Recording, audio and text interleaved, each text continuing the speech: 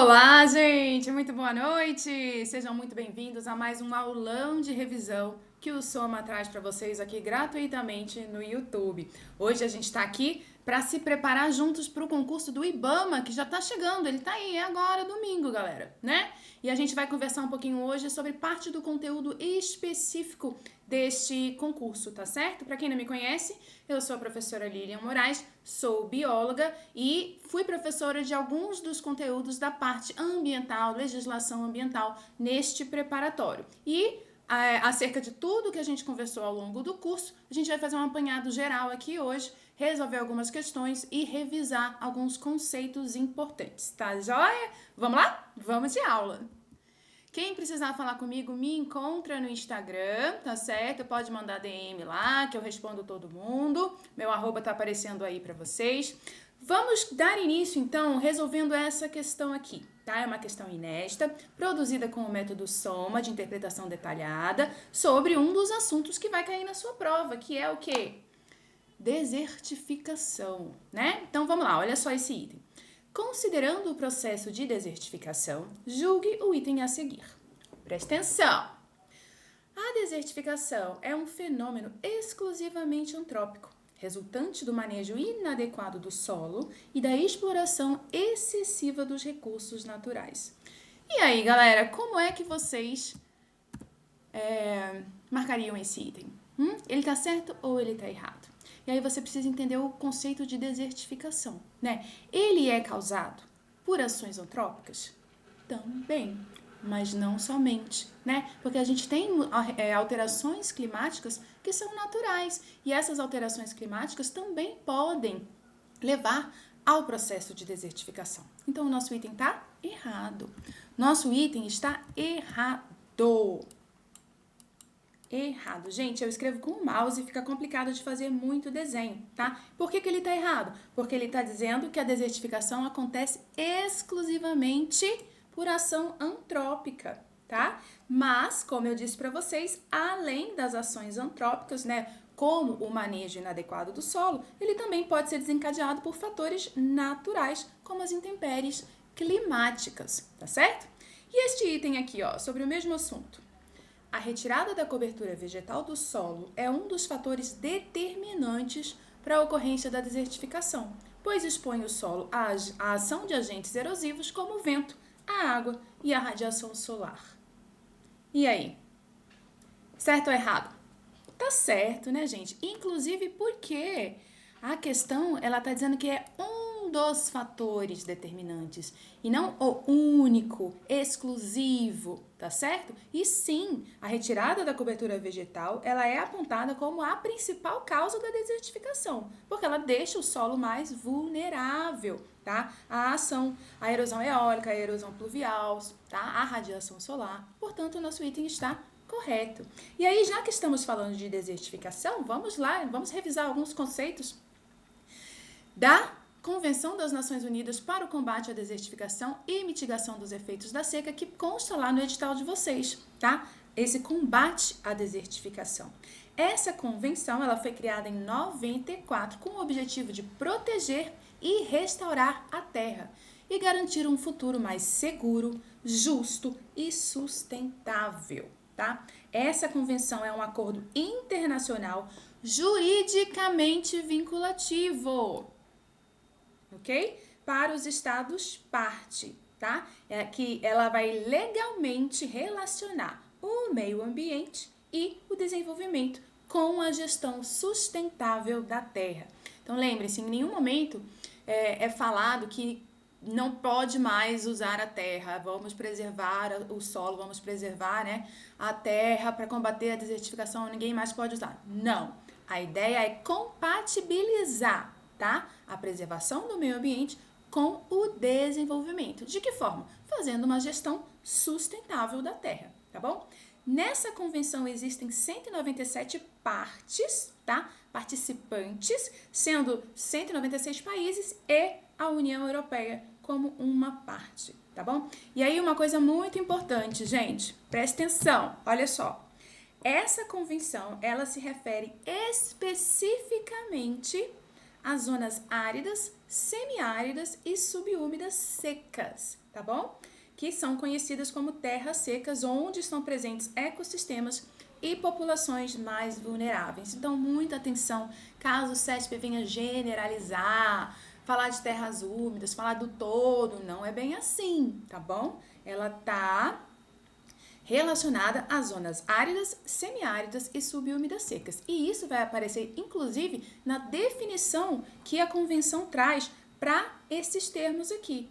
Degradação da terra, seca e desertificação. É muito importante vocês saberem a diferença entre eles e como eles se relacionam, tá joia? Então, olha só a definição de degradação da terra.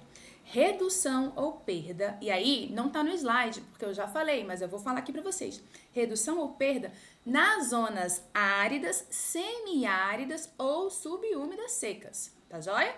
Da produtividade biológica ou econômica e da complexidade das terras agrícolas de sequeiro e irrigadas, das pastagens naturais e semeadas, das florestas e das matas nativas, tá? Devido aos sistemas de utilização da terra ou a um processo ou combinação de processos, incluindo os que resultam da atividade do homem e das suas formas de ocupação do território, tá? Então, a gente está falando aqui, a gente está linkando a degradação da terra o processo, as atividades humanas, ao processo de ocupação do território. E a Convenção ainda traz exemplos, tá? Erosão do solo causada pelo vento e pela água, tá certo?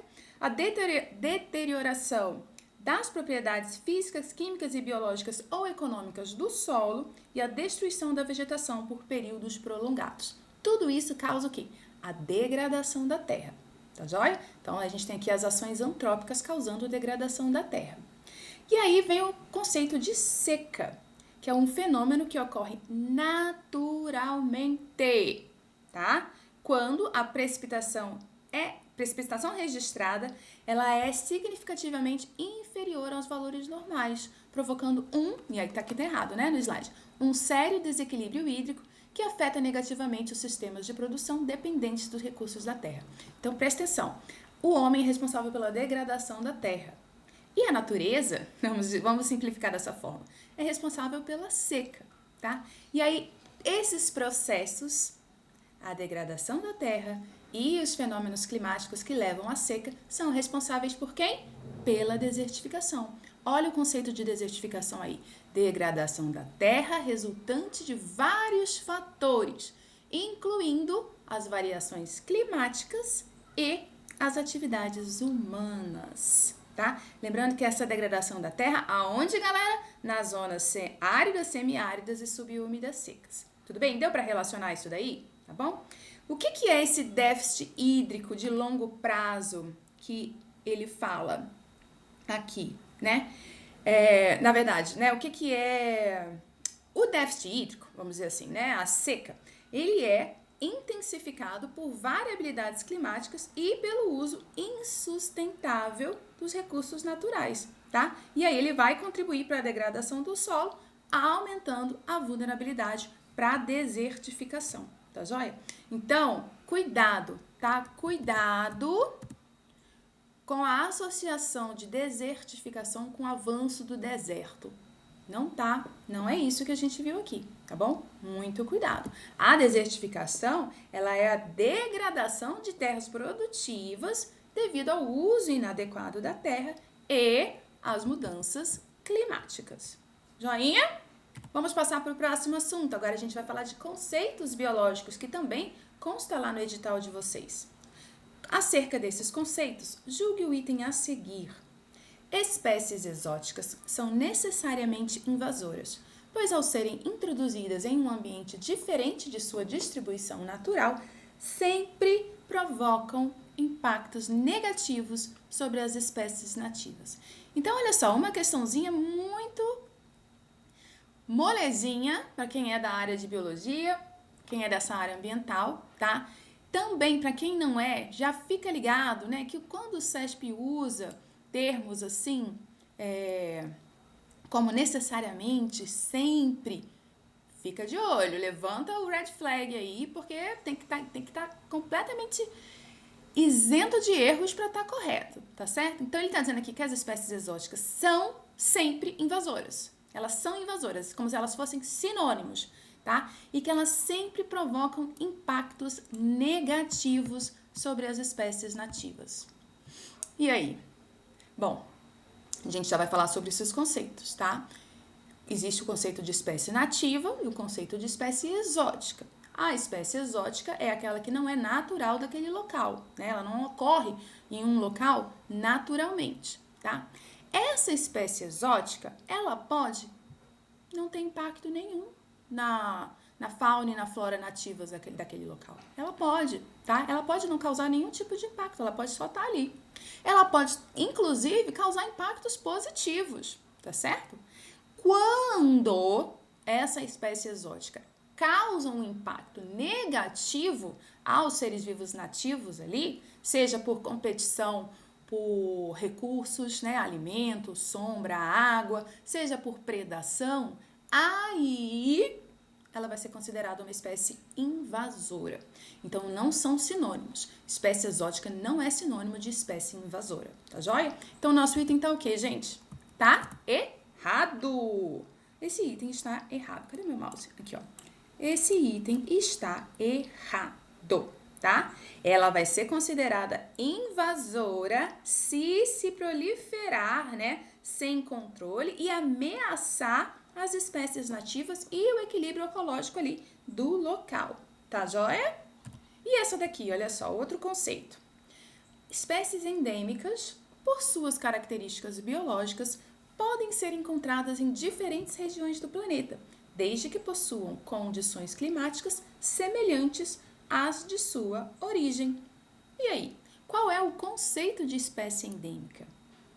Para a gente responder esse item, a gente tem que saber o que é uma espécie endêmica. É aquela espécie que ela ocorre exclusivamente em uma determinada área ou região, tá? Elas são restritas a este local. Por isso que elas são tão visadas quando a gente fala de conservação e preservação de espécies ameaçadas, porque elas só existem em um determinado local, elas são restritas ali. Então, o item me falar que elas podem ser encontradas em diferentes regiões do planeta, tá errado, tá errado, tá? Existem barreiras físicas, existem barreiras climáticas, existem barreiras biológicas que limitam a distribuição dessas espécies. Por isso que elas são consideradas espécies endêmicas. Tá joia? Então, revisando estes conceitos, vamos a eles, né? Vamos a alguns conceitos biológicos relacionados à fauna. Primeiramente, quando a gente fala de fauna, estamos falando de quem? Dos animais, o reino animal, né? E aí, existe um termo muito comum que é o da biodiversidade faunística. O que significa falar da biodiversidade faunística? A gente está falando da variedade de espécies animais que são encontradas em um determinado ecossistema. E biodiversidade não é apenas a diversidade de espécies, tá joia? Também inclui diversidade genética, diversidade funcional e diversidade ecológica. Posso usar biodiversidade para algo que não é animal? Claro que pode, mas a gente está falando aqui da fauna, tá joia? E outros conceitos que são importantes também, falando de fauna, é riqueza e abundância, na questão relacionados com a diversidade, que foi isso que falamos agora. Riqueza é o quê? O número total de espécies em uma área. Então, numa determinada área, eu tenho 20 espécies diferentes. Essa é a riqueza daquele local.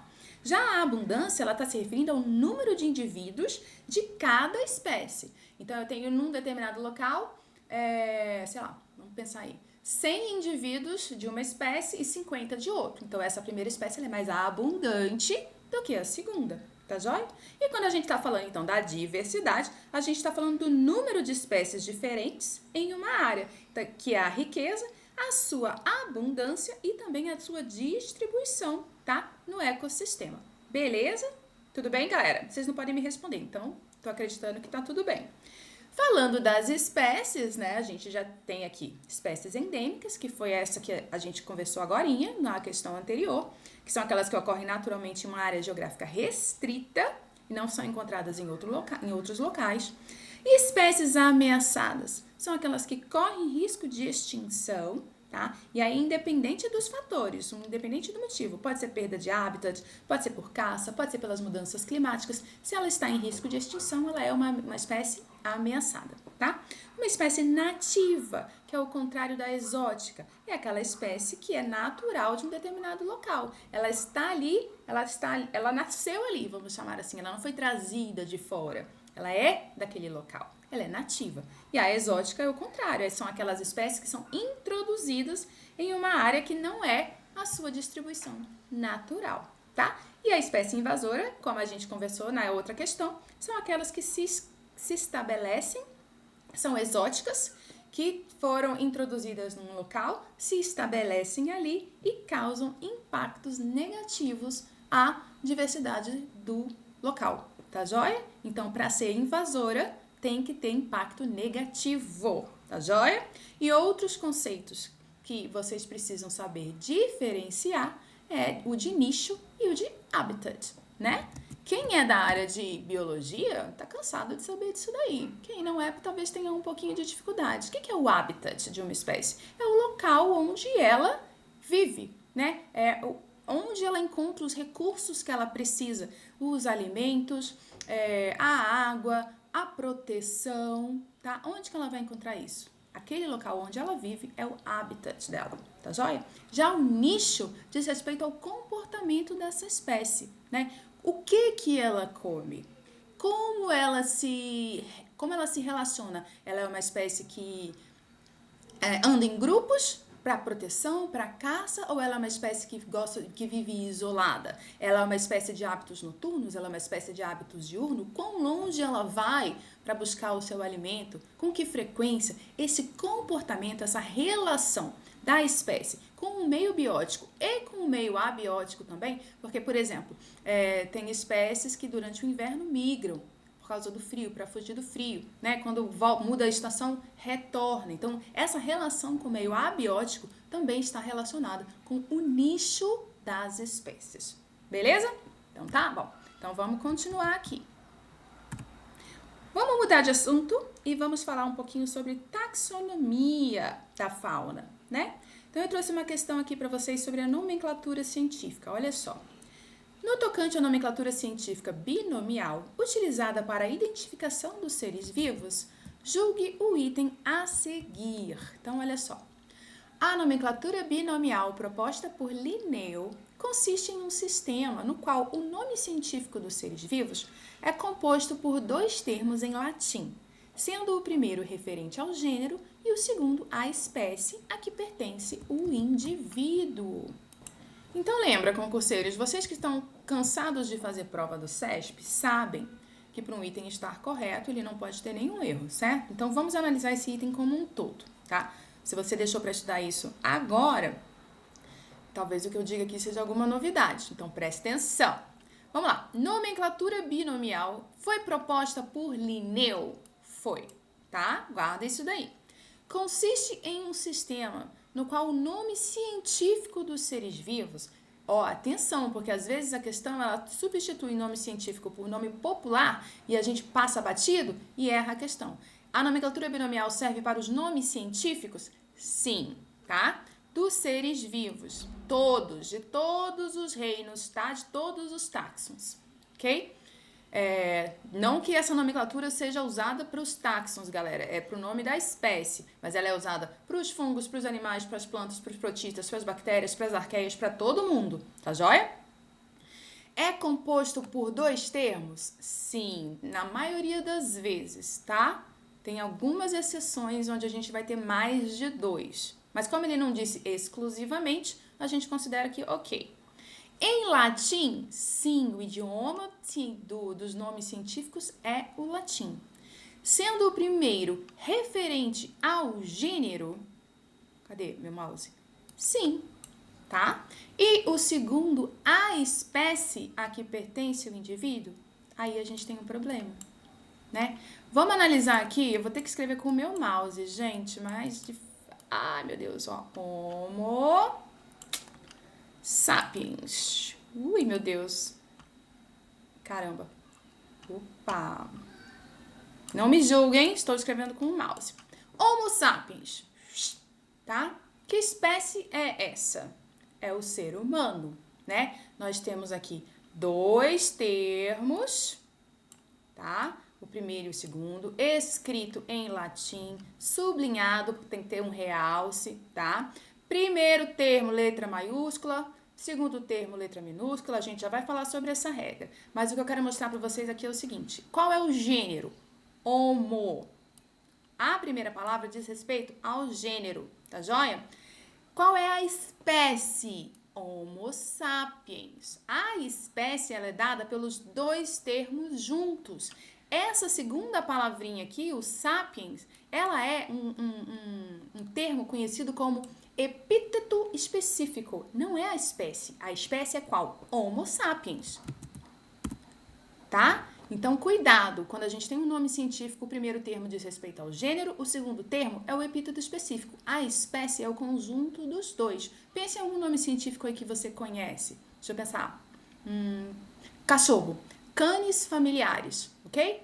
Gênero, canis. Espécie, canis familiares. O familiares é um epíteto específico, tá? Ele que vai diferenciar as espécies do que são do mesmo gênero. Por exemplo, o lobo. O lobo é do mesmo gênero, canis. Mas a espécie é diferente. Ele é canis lupus. E o cachorro é canis familiares. Tá joia? Tá? Vamos voltar aqui. Então, nosso item está o quê? Está errado por causa desse finalzinho aqui que fala que o segundo termo é a espécie. Errado, tá? E este daqui, ó. A nomenclatura binomial permite que o mesmo nome científico seja reconhecido globalmente por cientistas, eliminando ambiguidades causadas por nomes populares regionais. E aí, gente, certo ou errado? Quando Linneu pensou nesse sistema, né, lá atrás, o objetivo, simplificadamente, claro, falando, era padronizar para que cientistas de diferentes regiões do mundo lessem um artigo e soubessem de qual espécie ele estava descrevendo, qual espécie estava sendo pesquisada. Então, para evitar que, por exemplo, um termo, uma espécie como o cachorro, que eu falei para vocês, cachorro em português é cachorro, em inglês é dog, em francês é outra coisa, em espanhol é outra coisa, em cada lugar tem um nome diferente. Então, dificulta a interpretação dos cientistas, dos pesquisadores. Então, pensou-se num sistema que padronizasse isso. Todo mundo vai usar o mesmo nome para falar dos seres vivos. Por isso que são chamados nomes científicos e não nomes populares, tá bom? E também, vamos pensar que só aqui no Brasil, por exemplo, se não existissem nomes científicos, existem espécies que recebem nomes diferentes nas nossas regiões. Pensa aí na mandioca, macaxeira, aipim, né? Que mais? Mexerica, tangerina, tá faltando uma que não veio na minha cabeça. Bergamota, tá? A gente tem nomes diferentes para a mesma coisa, isso dificulta. Então o sistema binomial ele veio para isso, para padronizar. Vamos todo mundo chamar do mesmo jeito quando a gente estiver produzindo textos científicos, tá? Quando a gente estiver pesquisando esses seres vivos. Portanto, nosso item está o quê? Correto, tá? Esse sistema ele é único e ele é universal para a identificação das espécies, tá? Assim a gente evita variações, né, nos nomes comuns em diferentes locais. Tá joia? Isso. Tá. Bom, falando de espécies, rapidamente, que isso aqui tinha que estar lá no outro slide, né? Quando a gente fala de conservação in situ, a gente está falando de conservação das espécies no ambiente natural, né? Então, é quando a gente vai lá na unidade de conservação, por exemplo, né? Fazer alguma ação de manejo, alguma intervenção de conservação lá. O ex situ é a conservação fora do habitat natural. Então, eu faço a retirada do indivíduo, da espécie, levo para algum local, um jardim zoológico, por exemplo, né? Um herbário, um jardim botânico, para fazer essa conservação fora do habitat dele, tá joia? Então, são dois termos aí em latim também que vocês precisam conhecer, tá joia? Agora, falando de taxonomia, né? Da fauna, que é o assunto que pede no nosso edital, saibam que a taxonomia da fauna, a nomenclatura científica, ela não vem para facilitar o reconhecimento e a identificação das espécies nos diferentes locais? Então, a taxonomia ela tem um propósito similar, útil, né? Ela é uma ciência, na verdade, que faz o quê? Ela hierarquiza os seres vivos, tá? Em táxons. Porque a gente tem, vou falar olhando para vocês, a gente tem uma diversidade enorme de espécies no mundo e a gente precisa saber relacionar essas espécies. O que elas têm em comum? Quais são as características que fazem delas mais similares ou mais diferentes? Então, a gente vai agrupando espécies com características similares em outros grupos hierarquicamente acima, né? E à medida que a gente vai agrupando, a gente vai ampliando o número de indivíduos dentro deste grupo. Já vou explicar mais ou menos exatamente o que eu estou dizendo. Mas lembra lá quando você estava no ensino médio, né? Às vezes faz muito tempo, às vezes não, mas provavelmente você memorizou uma sequenciazinha do seu professor de biologia, o Reficofage. Lembra disso? Era uma forma da gente memorizar reino, filo, classe, ordem, família, gênero, espécie. Então, esses são táxons, categorias taxonômicas, que servem para classificar e hierarquizar os grupos de seres vivos, tá joia? Reino, vamos pensar assim, no reino animal. Dentro do reino animal, que não é o maior, tá? Já vamos falar sobre isso. Mas quando eu estudei lá no ensino médio, era a maior nível, digamos assim, né? Dentro do reino animal, a gente vai ter todo mundo, todos os animais. Os invertebrados e os vertebrados, né? Do mais simples lá das esponjas até os mamíferos, até os seres humanos. Todo mundo está dentro de um reino, que é o reino animal. Agora, nós somos todos iguais? Não, né? A gente tem seres que não têm sistemas evoluídos, a gente tem seres com habilidades de respiração embaixo da água, a gente tem seres que conseguem voar. Então, a gente vai separando esses seres vivos em grupos de acordo com as suas similaridades. Tudo bem? Aí, olha só. Hoje em dia, é importante que vocês saibam que acima do reino, existe um grupo maior, que é o grupo chamado domínio. Nós, animais, pertencemos ao domínio Eucária, tá joia? Então, ele é um grupo acima do reino, porque ele vai contemplar os eucariontes, porque eucarionte não é só animal, né? Os fungos também são eucariontes. Tudo bem? Então, a gente tem agora, não dá mais para lembrar só do reficofage, tem que lembrar do dó. Domínio, aqui da esquerda para a direita é do maior para o mais específico, do menos específico para o mais específico, tá, gente? Domínio, reino, filo, classe, ordem, família, gênero e espécie. Espécie é o mais específico, é onde a gente tem cada uma das espécies. Lembra que eu falei do canis do cachorro e do lobo? Canis lupus, canis familiares, são duas espécies diferentes que pertencem ao quê? Ao mesmo gênero. Então, eles estão juntos aqui no gênero, mas eles se separam quando a gente vai formar as espécies. Tudo bem? Tá certo? E aí, a gente vai ter gêneros diferentes agrupados para formar a família, né? A família dos canídeos. Vão ter as raposas, vão ter outros seres aqui na família. Então, à medida que a gente vai andando para a esquerda, a gente vai juntando mais gente, vamos dizer assim. Os grupos vão ficando cada vez maiores, tá? E aí, para, né, simplificar não, mas para acrescentar a essa classificação, veio e surgiu a nomenclatura binomial, que é aquilo que a gente estava conversando quando a gente estava resolvendo a questão, que é o nome científico de cada um dos seres vivos, das espécies, tá? É uma combinação binária. A gente tem o nome do gênero e um epíteto específico. Quando a gente vai escrever este nome de espécie, ela tem que estar realçada. E aí, esse realce, ele pode, se você estiver digitando, ele pode ser em itálico, mas se você estiver escrevendo à mão, coisa que ninguém mais faz hoje em dia, mas se for, ele tem que estar sublinhado, tá? Tem que haver esse realce. Além disso, o nome do gênero, letra maiúscula, tá? E o epíteto específico, letra minúscula, obrigatoriamente, beleza? Aí eu trouxe aqui 3 exemplos para vocês entenderem como que funciona. Ó, esse primeiro aí, já conseguiram descobrir quem que é? É o café. Café é nome popular. Coffee arábica é o nome científico do café. Canis lupus é o lobo, tá? Gênero Canis, espécie Canis lupus, tudo bem?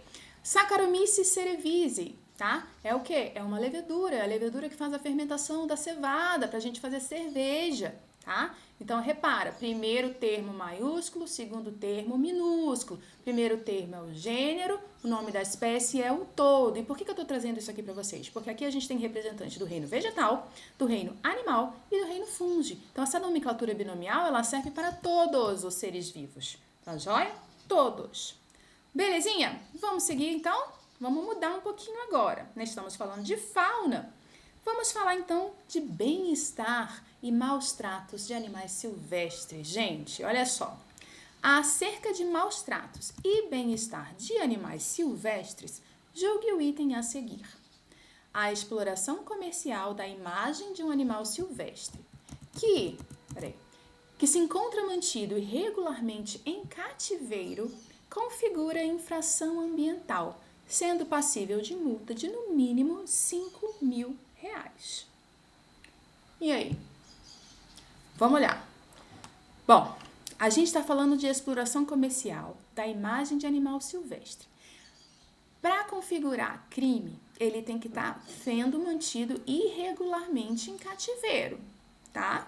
Porque se eu tirar uma foto, por exemplo, de um bicho num zoológico, ele não está sendo mantido em cativeiro. Para configurar a infração ambiental, ele tem que estar sendo mantido irregularmente em cativeiro, tá joia? É passível de multa de R$5.000. E aí, tá certo ou tá errado, gente? Tá certo. Isso faz parte do conteúdo da sua prova, tá? Decreto 6.514 de 2008, que vai estabelecer o quê? Uma multa o decreto fala, artigo 33, hein? Entre 5.000 e 500.000. Então, quando o item fala que é no mínimo 5.000, beleza, é entre 5 e 500.000, tá bom? Para quem explora comercialmente, tá? A imagem de animais silvestres em situação irregular de cativeiro ou submetido a maus tratos, tá bom? Item correto. E este daqui, ó, a definição legal de abuso, segundo a legislação ambiental, envolve qualquer ato intencional, direto ou indireto, que cause dor ou sofrimento desnecessários aos animais. E aí? Certo ou errado? Tá errado. Quem já estudou essa legislação sabe que tá errado. E por que tá errado, gente? Essa é a definição de quê? É a definição legal de abuso? Não. É a definição de maus tratos. Existe uma diferença entre maus tratos e abuso, tá? O que seria abuso? A gente já vai ver, né? É o uso despropositado, indevido, excessivo, demasiado ou incorreto de animais, causando prejuízos físicos e ou psicológicos, tá joia? Então, o item está errado. E aí, então tá, então vamos revisar aí o que a gente tem sobre esse conteúdo que vai cair na nossa prova, tá? Então, o decreto 6.514, ele traz, né? Vamos falar primeiro dos números. Praticar ato de abuso, maus tratos, ferir ou mutilar animais silvestres, domésticos ou domesticados, nativos ou exóticos, faz jus, esqueci o termo agora, a uma multa de R$500 a R$3.000 por indivíduo. Por indivíduo. E aí, a gente precisa, então, diferenciar esses termos, né, gente? O que seria o abuso? Presta atenção, tá? Qualquer ato intencional, comissivo ou omissivo, que implique no uso despropositado, indevido, excessivo, demasiado ou incorreto de animais, causando prejuízos de ordem física e ou psicológica, incluindo os atos caracterizados como abuso sexual, tá bom? Então, quando a gente fala de ato comissivo, aquele proibido por lei, e omissivo é quando você deixa de fazer, né? Tá? Essa é a definição de abuso.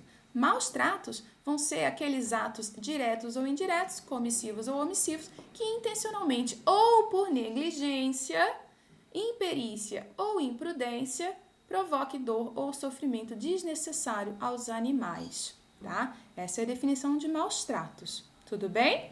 Joia? Um outro termo que seria importante vocês conhecerem também é o termo crueldade, né? O que é crueldade? Vai ser qualquer ato intencional que provoque dor ou sofrimento desnecessário aos animais, bem como intencionalmente impetrar maus tratos continuamente aos animais, tá? Então, atos de maus tratos, abuso, são atos de crueldade, tá joia? E praticar esse tipo de ato leva a uma multa de 500 a 3 mil reais por indivíduo, tudo bem?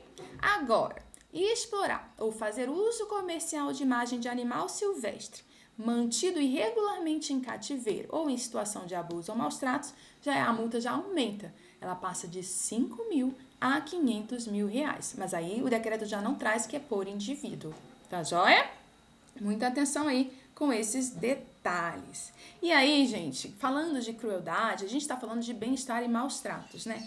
Quando você é testemunha de maus tratos, você faz a denúncia, porque essa denúncia ela é respaldada, tá? Em uma lei federal, a Lei de Crimes Ambientais, a 9605 de 98, tá? E também pela Constituição, lá no artigo 225, tá bom? Você faz a denúncia e a autoridade policial, ela tem obrigação de receber essa denúncia e registrar o boletim de ocorrência, tá joia? Se por acaso o policial, o que você procurou para fazer a denúncia, se recusar a agir, ele poderá ser responsabilizado por crime de prevaricação, tá? Conforme o Código Penal, artigo 319. E aí, nesse caso, aí vai caber denúncia ao Ministério Público ou à Corregedoria da Polícia Civil, que prevê, né, essa ação prevê uma pena de detenção de 3 meses a 1 ano e multa para este policial que se recusou a agir. Tudo bem? Beleza! Estamos falando de a fauna, estamos falando de bem-estar e maus tratos, então vamos falar de zoológico, né? Zoológico, que é uma forma de conservação ex situ, né, dos seres vivos. Então, vamos lá, olha essa questão que está aqui. A respeito do estabelecimento e funcionamento de jardins zoológicos, julgue o item a seguir. Os jardins zoológicos podem vender livremente quaisquer exemplares da fauna alienígena e da fauna indígena, desde que respeitadas as normas sanitárias e ambientais vigentes. E aí? Tá certo ou tá errado, gente? Olha só, conforme a lei, o artigo 16 da lei do zoológico, que eu esqueci qual que é, tá anotado em algum lugar aqui. Os animais da fauna alienígena podem ser vendidos livremente, tá? Aqui, ó.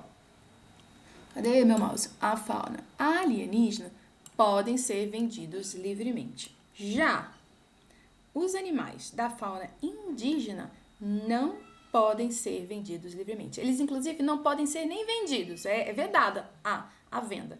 Mas aí a lei prevê casos excepcionais, tá? Nos quais pode ser autorizado o comércio do excedente comprovadamente nascido ali no cativeiro, no zoológico, no caso, tá?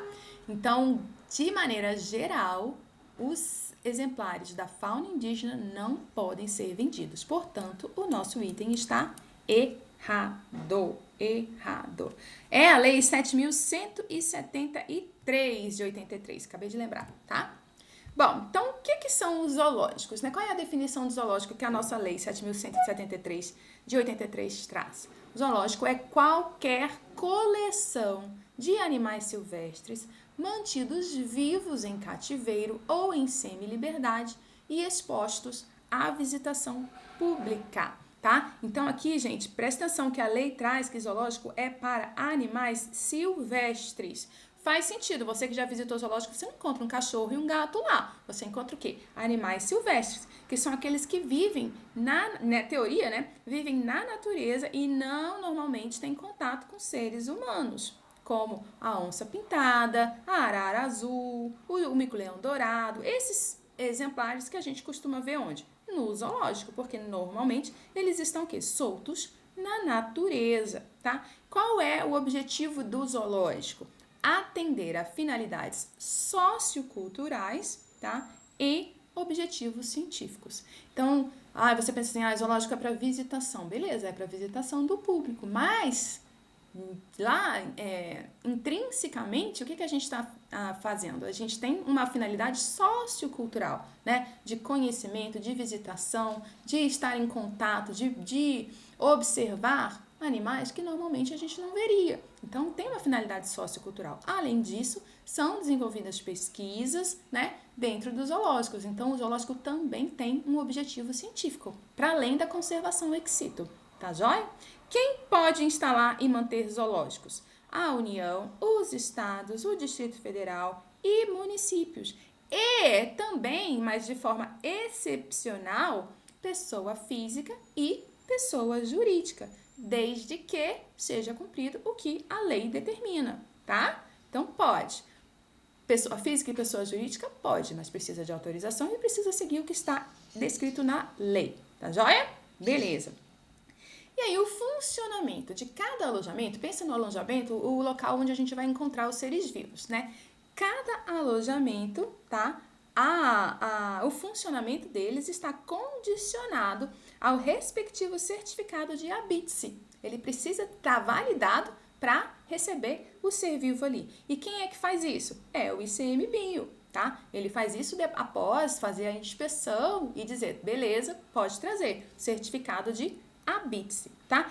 Cada um desses alojamentos não pode comportar um número maior de exemplares do que aquele estabelecido e aprovado pela autoridade que concedeu o registro. Então, por exemplo, o ICMBio deu ok para um alojamento que previa 5 indivíduos. O zoológico não pode colocar 6 ali, 7. Por quê? Porque na autorização estava escrito que era para 5 indivíduos, tá joia?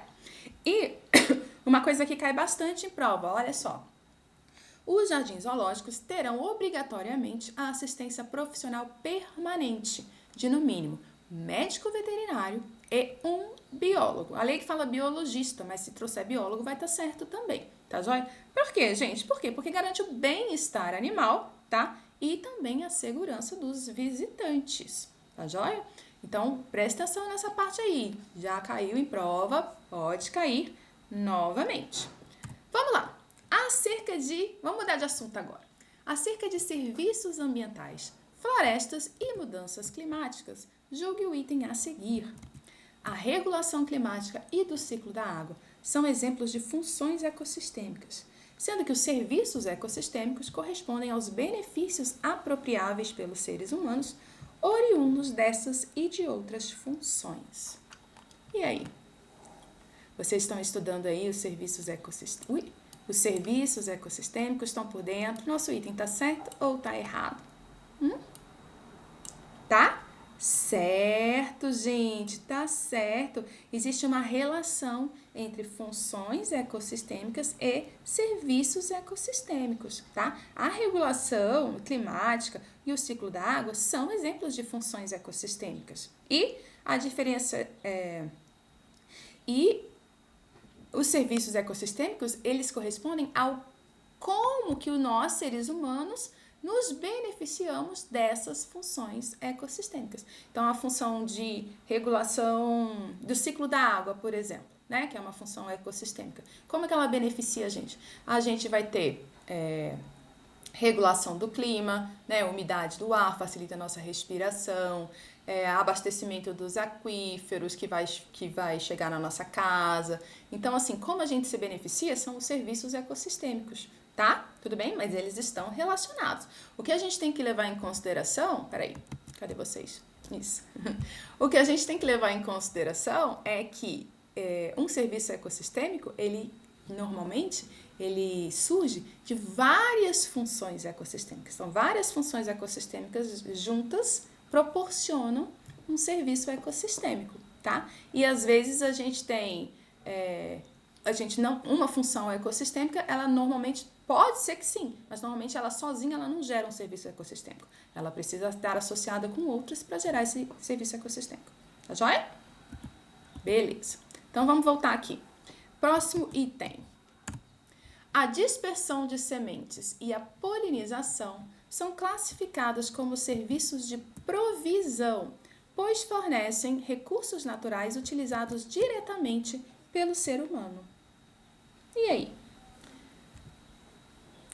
Dispersão de sementes, polinização. Dispersão de sementes, polinização. São serviços ecossistêmicos? São. Mas são serviços de provisão? Da dispersão de sementes, a gente tem produtos que são utilizados diretamente pelo ser humano? Muito cuidado com isso daí, tá? Esse item está errado, tá bom? Porque quando você pensa em alimentação, em retirada de produtos da natureza para o nosso uso direto, a gente está falando de serviço de suporte, tá? Serviço de suporte. Provisão são aqueles que se referem a bens tangíveis, tá? Isso, beleza? Peraí que a professora se embaranou toda aqui, tá? Ó, dispersão de sementes e polinização são serviços de suporte, tá? Atenção, dispersão de sementes e polinização são serviços de suporte. Os serviços de provisão são esses que vão nos dar recursos naturais direto, como alimento, madeira, aí são serviços de provisão. Mas a dispersão de sementes e a polinização não são, tá? São serviços de suporte. A gente já vai falar sobre cada uma dessas classificações, tá bom? Aqui estão elas, olha só. E aí a gente vai parar um pouquinho para falar sobre a influência das florestas nas mudanças climáticas, tá? Em decorrência dos serviços ambientais. Serviços ambientais, sinônimo de serviços ecossistêmicos, tá? São aqueles benefícios que a natureza oferece para a humanidade, de forma direta ou indireta. E aí eles podem ser classificados em serviços de provisão, serviços de suporte, serviços de regulação e serviços culturais. E eu, professora Lília, não tirei isso da minha cabeça. Isso está previsto em lei, tá? Existe uma lei, que é aquela lei que vai instituir a Política Nacional de Pagamentos por Serviços Ambientais, a Lei 14.119, de 21, tá bom? Que traz essa classificação. Então, vamos lá, vamos dar uma olhadinha em um por um. Ó. Serviços de provisão, tá? Que a gente abordou na questão anterior. São aqueles que fornecem bens ou produtos ambientais para o consumo ou comercialização humana, como água, alimentos, madeira, fibras, extratos, tá? Entre outros. Então, se eu tiro da natureza para fazer o uso direto dele, seja para o meu consumo ou para comércio, estou falando de um serviço de provisão, tá joia? O serviço de suporte, que no caso da questão anterior, né, da polinização, dispersão de sementes, né, que a questão trazia, são serviços de suporte. Por quê?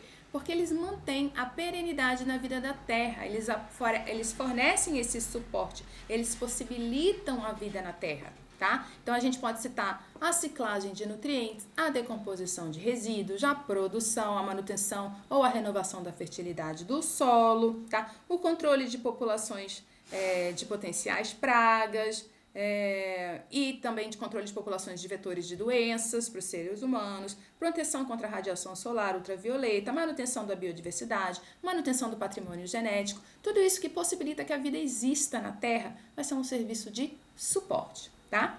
Já os serviços de regulação são aqueles que agem, né, que atuam para manutenção da estabilidade dos processos ecossistêmicos. E aí a gente cita o sequestro de carbono, a purificação do ar, a moderação de eventos climáticos extremos, a manutenção do equilíbrio do ciclo hidrológico, tá? A minimização de enchentes e de secas, o controle de processos críticos de erosão, de deslizamento de encostas, tudo isso cabe no escopo dos serviços de regulação, tá joia? Serviços culturais são aqueles que constituem benefícios benefícios não materiais providos pelos ecossistemas, tá? Então, quando a gente utiliza uma área natural para a nossa recreação, para o nosso turismo, porque faz parte da nossa cultura, para experiências espirituais, desenvolvimento intelectual, a gente está usufruindo de serviços culturais dos ecossistemas. Tá joia? E aí, falando um pouquinho sobre a importância das florestas, dos seus serviços ecossistêmicos para a sua relação, na verdade, com as mudanças climáticas. Vocês têm que pensa numa floresta, né? A gente está, esse assunto aqui agora, vamos focar nas florestas, né?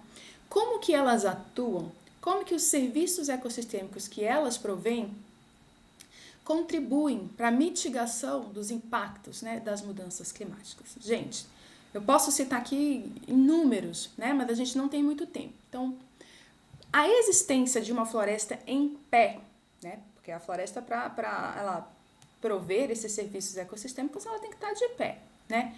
Está relacionado, por exemplo, com a manutenção do solo permeável. Então, pensa, com a existência de uma floresta em pé, né? As raízes infiltradas no solo, o solo bem agrupadinho, vai evitar o quê? Que a água deixa eu pensar de um jeito mais fácil. Ela facilita que a água adentre o solo, né? Não escoa superficialmente, levando, né? Carregando contaminantes para os corpos hídricos, por exemplo, causando erosão no seu caminho. Ela vai infiltrar no solo, né? Vai recarregar os nossos aquíferos, né? Vai recarregar os nossos lençóis freáticos. Ao descer pelo solo, vai filtrar poluentes, vai filtrar contaminantes patógenos que existem ali, né? Então, a gente vai ter a provisão de água normalmente ali pra gente. Se a floresta não está em pé, se esse solo está impermeabilizado, se houve alguma construção de alguma infraestrutura ou compactação do solo para pasto, alguma coisa assim, esse serviço já não acontece mais, porque a água vai acumular ali em cima, vai causar enchente, vai causar enxurrada, deslizamento, né? Escoamento superficial que pode levar a deslizamento. Essa é uma das coisas, né? Além disso, a existência da floresta protege as camadas mais baixas de vegetação da luz solar, que muitas vezes em excesso pode prejudicar. Então, a gente tem uma variedade maior de biodiversidade devido à presença das florestas, né? A gente tem o que mais? Deixa eu pensar. Habitat, né? A floresta ela vai servir de habitat para uma diversidade de espécies que podem ser utilizadas pelo ser humano, tanto para fabricação de fármacos, fabricação de alimentos, tá? Que dependem da floresta estar de pé para que a gente possa usufruir disso. Além disso, sombra, diminuição da temperatura local, porque você sabe muito bem que embaixo de uma árvore o calor ele é menor, né? A sensação térmica ela é mais fresca do que em ambientes onde a gente não tem árvore. Então, num contexto de aquecimento, a existência das florestas é muito, muito importante, né? Porque além do ciclo hidrológico que ela vai possibilitar as chuvas em determinados locais continuem acontecendo, o que vai mitigar, né? Vai diminuir, reduzir as chances de secas e eventual degradação do solo, a gente vai ter também uma série de outros benefícios decorrentes de manter a floresta em pé, que minimizam, né, os efeitos das mudanças climáticas. E eu poderia ficar falando aqui sobre isso por horas, mas a gente ainda não terminou, tá joia? Mas pensem nisso, a floresta precisa estar de pé para ela contribuir com a mitigação dos efeitos das mudanças climáticas, tá bom? E ela contribui de inúmeras formas, tá joia? Então vamos lá, a gente vai mudar um pouquinho de assunto agora. A gente vai falar sobre a tutela processual do meio ambiente, tá joia? Olha esse item aí. A ação popular ambiental, pode ser proposta por qualquer cidadão brasileiro, desde que com título de eleitor ativo, visando invalidar atos administrativos lesivos ao patrimônio público. E aí, a gente está falando de tutela processual do meio ambiente.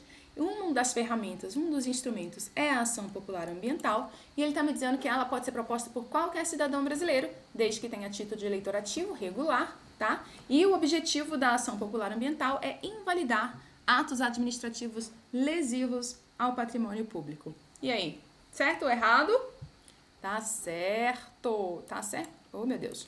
Tá certíssimo. Gente, quando a gente fala de tutela do meio ambiente, a gente tem que lembrar que essa questão do meio ambiente, da preservação do meio ambiente, ela tá no texto constitucional, tá bom? Sendo que a proteção ambiental, ela abrange a preservação da natureza em todos os elementos que são essenciais à vida humana e à manutenção do equilíbrio ecológico, tá bom? Então, quando a gente fala de tutela do meio ambiente, o objetivo é tutelar a qualidade do meio ambiente em função da qualidade de vida, tá bom? Que é o quê? Um direito fundamental da pessoa humana. Por isso, existem alguns instrumentos que servem para essa tutela, tá joia?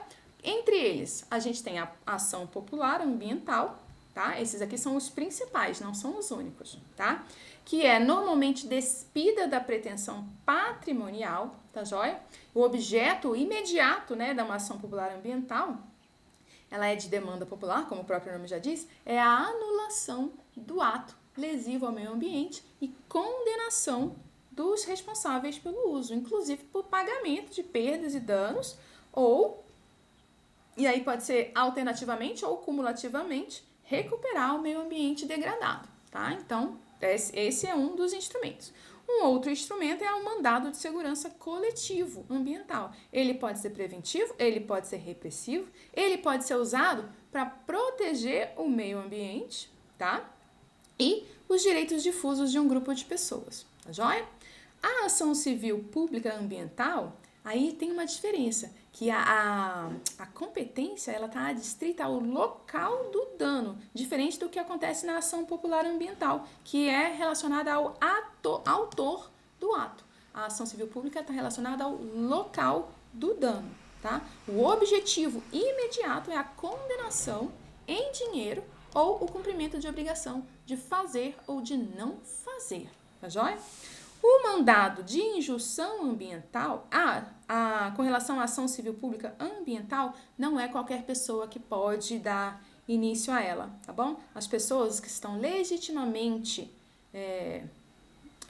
possibilitadas de propor uma ação civil pública ambiental estão descritas num rol exaustivo na Lei da Ação Civil Pública, tá? E aí a gente chama atenção para o Ministério Público e para a Defensoria Pública, além dos entes federativos, tá? Então, cuidado aí.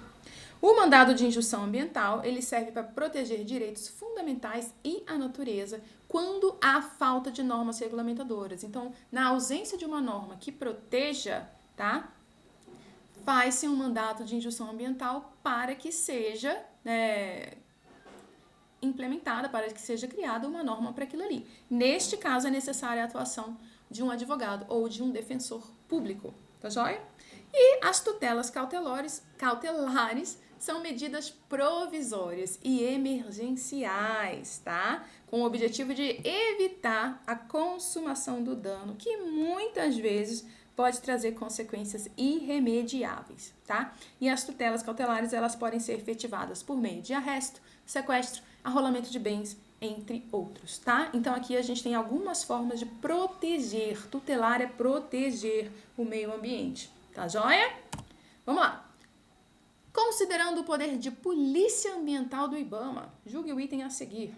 O poder de polícia ambiental exercido pelo IBAMA tem como principal objetivo punir infratores, sendo a aplicação de sanções a única ferramenta disponível para garantir a conformidade com a legislação ambiental. E aí, gente? Tá certo isso? Tá? A única ferramenta disponível é a aplicação de sanções? Não, vocês já sabem, estão carecas de saber, esse item está errado, tá? O IBAMA, né, com a atuação do seu poder de polícia ambiental, ele busca o quê? Prevenir ilícitos ambientais e induzir comportamentos de conformidade com a legislação, tá? Então, ele não tem o principal objetivo de punir infratores. Ele vai punir infratores, mas o objetivo dele, principal, não é esse. É prevenir esses ilícitos, tá? E induzir uma mudança de comportamento para entrar em conformidade com o que a legislação diz. Além disso, tá? Ele pode usar tanto sanções administrativas tanto sanções, né? Isso, quanto medidas administrativas cautelares. Então, errado este item. E este daqui. A legislação ambiental prevê que tanto pessoas físicas quanto pessoas jurídicas podem ser responsabilizadas por infrações ambientais, sendo que a responsabilização da pessoa jurídica não exclui a responsabilização das pessoas físicas envolvidas. E aí, galera? Certo ou errado? Tá certo. Tá certo. Agora a gente tem que acelerar que meu tempo tá acabando, tá? A instrução normativa, tem uma instrução normativa do IBAMA, que é a número 19 de 2023, ela afirma expressamente, tá, que a responsabilidade da pessoa jurídica não exclui a das pessoas físicas, incluindo autores, coautores ou partícipes do ilícito, tá? Então o item está correto. Falando do poder de polícia ambiental do IBAMA, né? Ele tem um caráter preventivo, um caráter fiscalizador, incide sobre bens e direitos e não sobre pessoas. Cuidado aí, gente. É uma atividade da administração pública e é um instrumento para garantir o interesse público. E aí, como uma dos caráteres, né, desse poder de polícia administrativa é o fiscalizador, né? Quando a gente fala do poder de fiscalização do IBAMA, qual é? É para prevenir, qual é o objetivo? Prevenir infrações e garantir a ordem pública, tá? As atribuições de polícia ambiental foram concedidas ao IBAMA pela Lei 7.735 de 89, tá? E ele tem como atribuições fiscalizar e gerir os recursos ambientais em todo o território nacional, aplicar multas em caso de descumprimento das leis ambientais e exercer o poder de polícia administrativa ambiental em áreas cuja competência para o licenciamento seja do município ou do estado. Qual é a finalidade dessas funções do IBAMA, gente? Reprimir e prevenir a ocorrência de condutas lesivas ao meio ambiente, tá? Quando ele pune aqueles que causam os danos, tá? A fiscalização ela vai estar promovendo o quê? A dissuasão das outras pessoas de fazerem iguais, tá? A aplicação de multas, apreensões, embargos, interdições, entre outras medidas que podem ser tomadas, elas têm o objetivo de impedir o dano ambiental, punir infratores e evitar futuras infrações ambientais, tá joia? E por último, esse é o nosso último slide, eu juro, tá? A gente está falando do poder de polícia ambiental, né? Poder de fiscalização do IBAMA. Bom, segundo a Lei de Crimes Ambientais, a 9605 de 98, o IBAMA é competente para lavrar auto de infração ambiental e instaurar processo administrativo de apuração da infração na esfera federal. Então, gente, o IBAMA ele tem um dever-poder, tá? De fiscalizar e exercer o poder de polícia diante de qualquer atividade que possa, né, que ponha em risco o meio ambiente, ainda que a competência para o licenciamento seja de outro órgão público, tá? Tudo bem? No entanto, presta atenção, para garantir essa ampla defesa do meio ambiente, a competência de fiscalização ambiental ela é compartilhada com os demais entes da federação, estados, municípios, Distrito Federal, que são integrantes do SISNAMA, que é o nosso Sistema Nacional de Meio Ambiente, tá bom? E aí, por último, ó, a Lei Complementar 140, que também consta no seu edital, né? Ela definiu que as ações administrativas competem a cada ente, certo? Então, a União pela União, os estados pelo estado, município por município. Mas cuidado, tá? Porque existe uma jurisprudência do STF que diz que o IBAMA pode atuar de forma supletiva, tá?